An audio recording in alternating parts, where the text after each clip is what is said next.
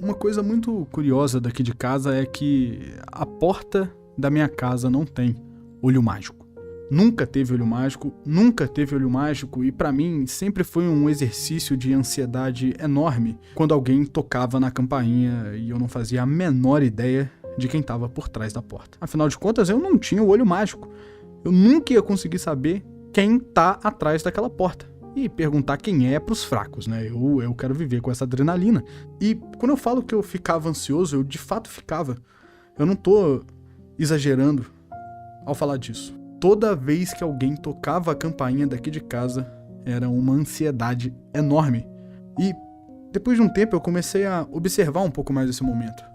E perceber por que eu ficava ansioso. Eu simplesmente não sei e não posso saber quem tá atrás da porta.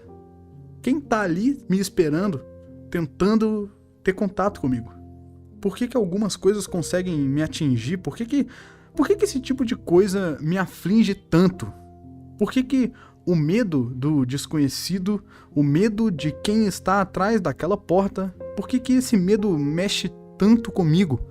Eu não sei quem tá atrás da porta e talvez eu só devesse ir lá e abrir a porta e ver quem é.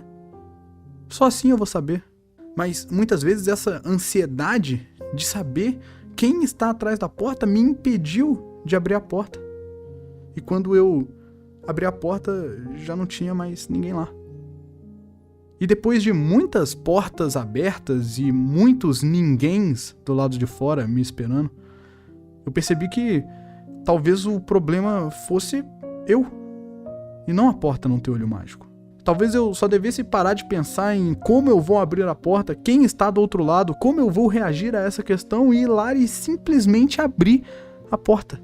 E depois de muito pensar e de muito reviver esse momento várias e várias vezes, eu percebi que, na verdade, essa história nunca se tratou sobre portas.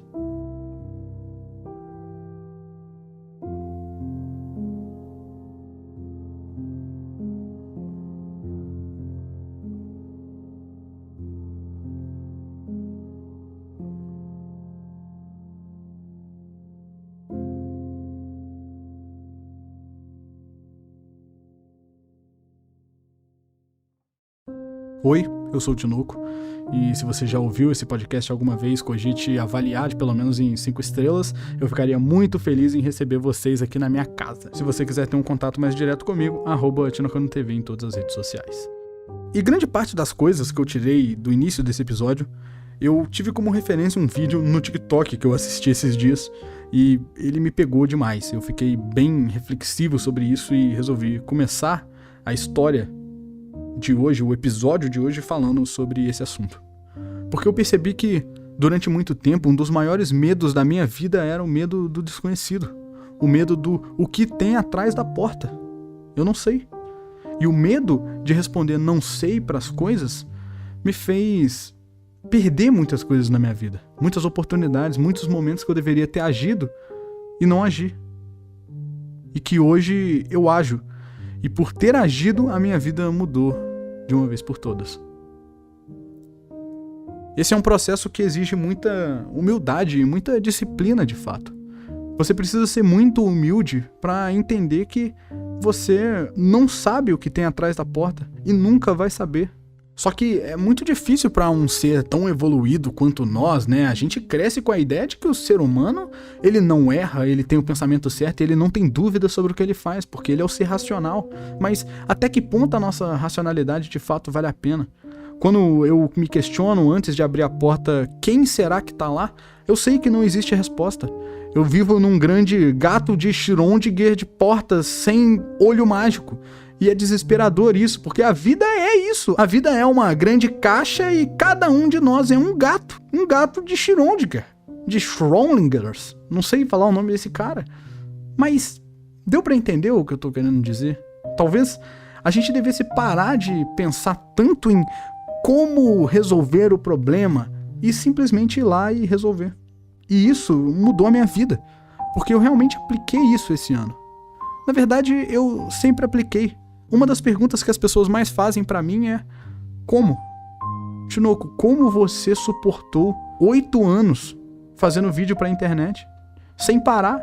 Eu tinha 15 anos quando eu comecei, 14 anos, eu assistia vídeo desde os 10 e eu sempre fiz. Como que alguém consegue ter disciplina aos 14 anos de idade?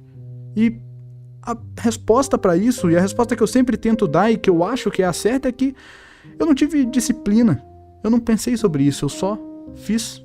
Eu vejo que muitas pessoas hoje ficam encucadas com as coisas e ficam pensando em como resolver as coisas, como ter mais disciplina, como ter motivação, mas nada disso existe de fato.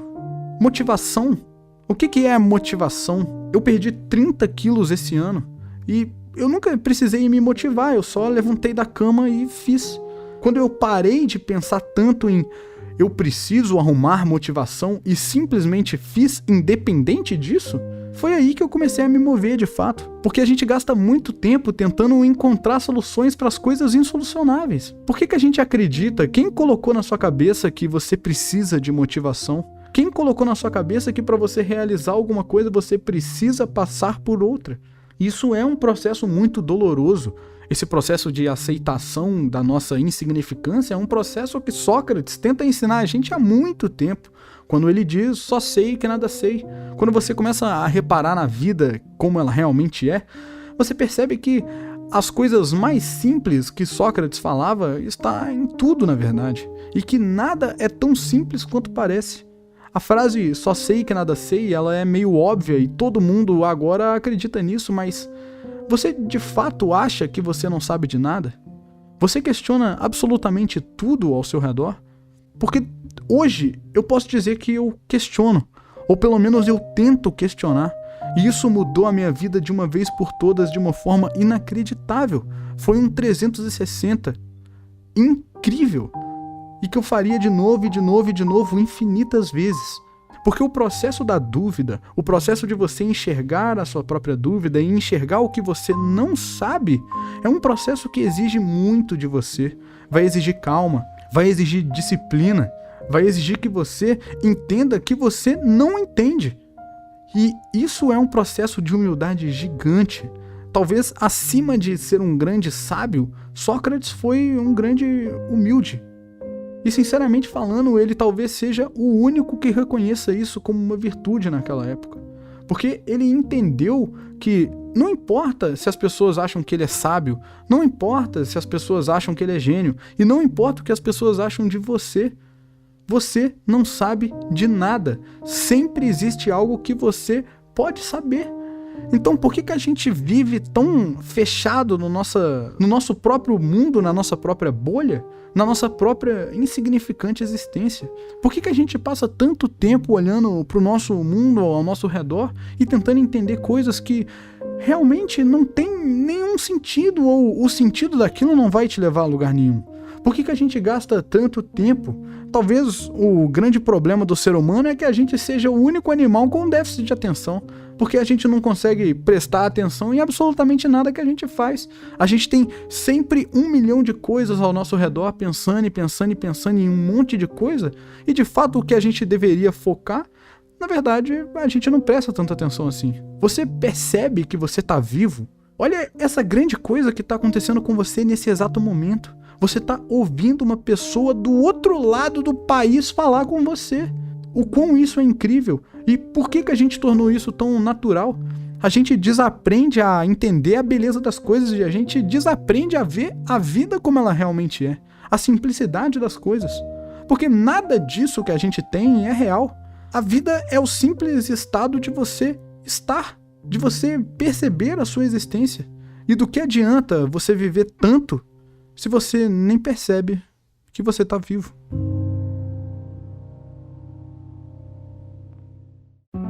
Recentemente eu tenho recebido cada vez mais mensagens de vocês. Todos os dias, todas as horas eu recebo pelo menos uma dezena de mensagens de vocês que escutam o podcast e falam que isso muda a vida de vocês e que mudou a forma de vocês enxergarem o mundo. Vocês não têm noção do quanto isso é gratificante pra mim. E se você é uma pessoa que tá passando por esse momento, se você é uma pessoa que tá tendo uma dificuldade na vida, se você é uma pessoa que tá começando a refletir e que agora tá criando um interesse em duvidar um pouco mais sobre a própria existência e tá perdido nesse mundo, o que eu tenho pra te dizer é: parabéns. Parabéns por você ter humildade pra entender a vida, pra tentar entender a vida. E a humildade de tirar talvez um pouco do foco em você mesmo e colocar no mundo ao seu redor. Como o sagrado Chorão falava: alguém te perguntou como é que foi seu dia? Como que você tá?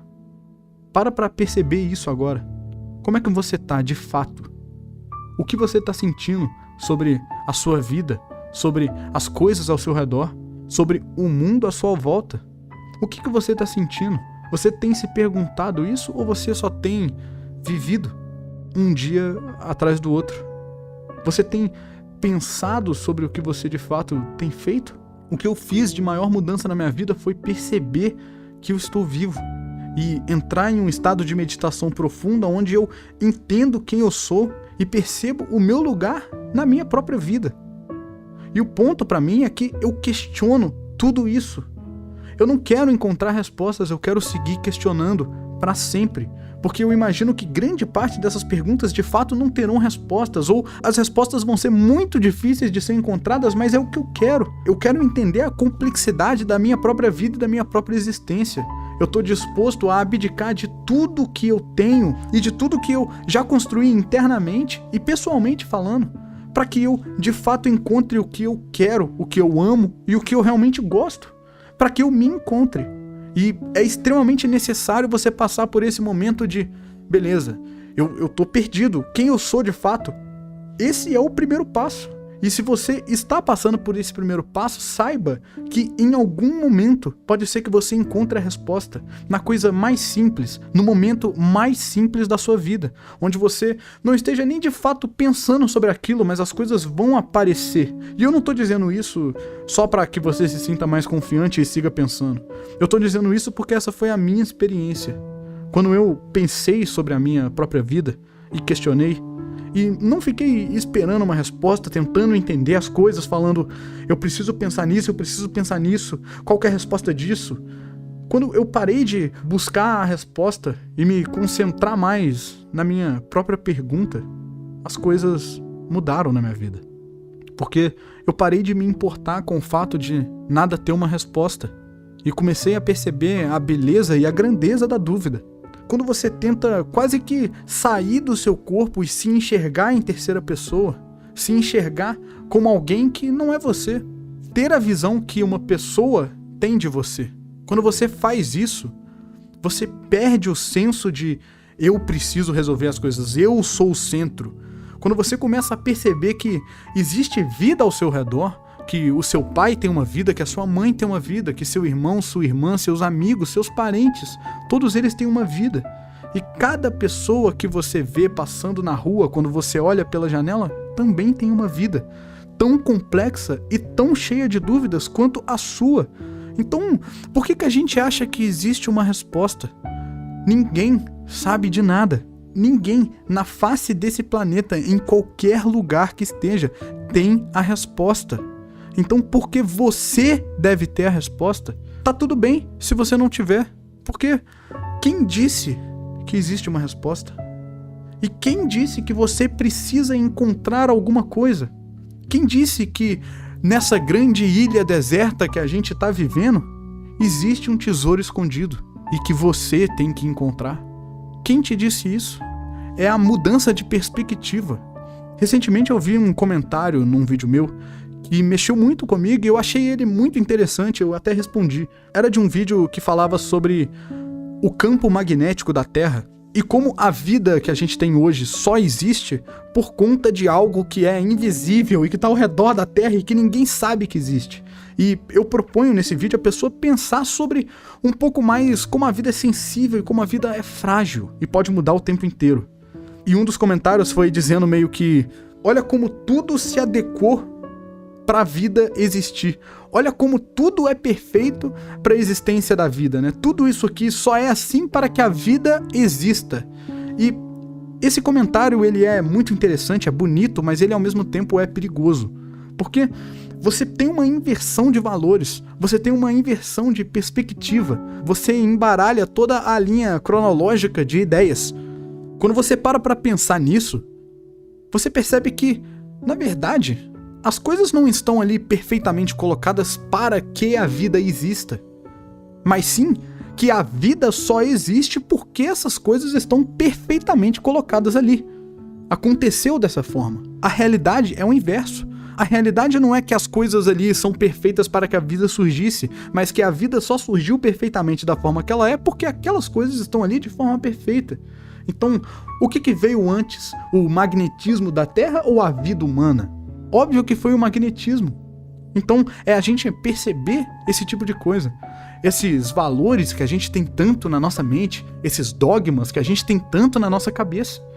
E, por incrível que pareça, esse sentimento que você está tendo agora, esse sentimento que eu tive durante muito tempo, que você quer mudar, que você quer duvidar, que você quer perceber, foi esse sentimento que eu tive e que Nietzsche também teve.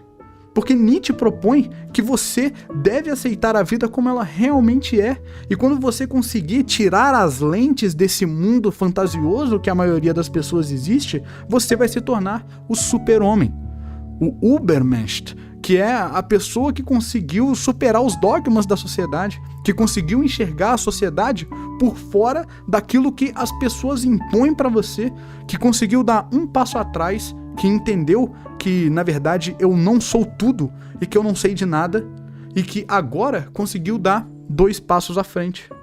É isso que Nietzsche propõe, e é isso que eu tanto amo na filosofia.